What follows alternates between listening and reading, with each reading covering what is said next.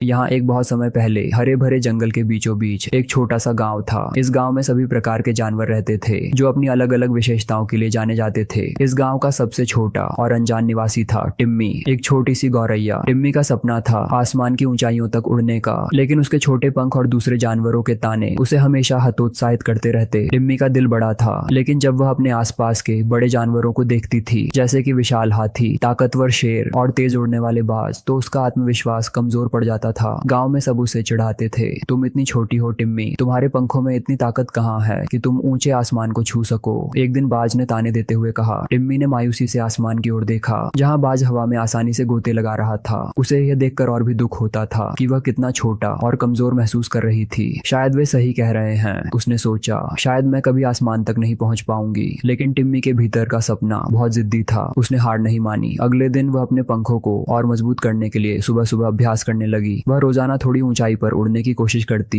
लेकिन हर बार थक कर गिर जाती। फिर भी वह लगातार प्रयास करती रही। वह जानती थी कि यदि उसने कोशिश जारी रखी तो एक दिन वह जरूर उड़ सकेगी। टिम्मी के माता पिता उसे बहुत प्यार करते थे। वे जानते थे कि टिम्मी में अद्वितीय क्षमता है, लेकिन वे यह भी समझते थे कि उसे अपने सपनों को साकार करने के लिए कड़ी मेहनत करनी होगी। एक दिन उसकी माँ ने कहा, टिम्मी याद रखो, बड़े सपने देखने वालों को बड़ी चुनौतियों का सामना करना पड़ता है, लेकिन तुम मजबूत हो और एक दिन तुम जरूर। कुछ हफ्तों बाद जंगल में एक बड़ी प्रतियोगिता की घोषणा की गई, सपनों की उड़ान प्रतियोगिता। यह प्रतियोगिता जंगल के सबसे ऊंचे पहाड़ तक उड़ान भरने के लिए थी। जो सबसे ऊंचा पहुंचता उसे आसमान का राजा कहा जाता। बाज, शेर, हाथी और कई अन्य जानवरों ने इसमें भाग लिया। बाज और बड़े जानवरों ने टिम्मी को इस प्रतियोगिता में हिस्सा लेने से मना किया, लेकिन टिम्मी का आत्मविश्वास अब तक काफी बढ़ चुका था। मैं कोशिश करूंगी, टिम्मी ने कहा। उसकी आंखों में दृढ़ निश्चय था। प्रतियोगिता का दिन आया और सभी जानवर तैयार थे। प्रतियोगिता की शुरुआत होते ही बाज तेजी से आसमान की ओर उड़ चला। शेर अपने बल से दौड़ने लगा और हाथी अपने विशाल पैरों से पहाड़ की चढ़ाई करने लगा। टिम्मी ने भी अपने पंख फैलाए और धीरे धीरे उड़ने लगी। उड़ान आसान नहीं थी। जैसे जैसे वह ऊंचाई की ओर बढ़ी, हवा तेज होती गई और टिम्मी के छोटे पंख धीरे धीरे थकने लगे। बड़े बड़े जानवर बिना किसी परेशानी के आगे बढ़ते जा रहे थे। बाज तो पहले से ही आसमान की ऊंचाइयों में खो चुका था। टिम्मी को लगा कि वह शायद कभी उन तक नहीं पहुंच सकेगी।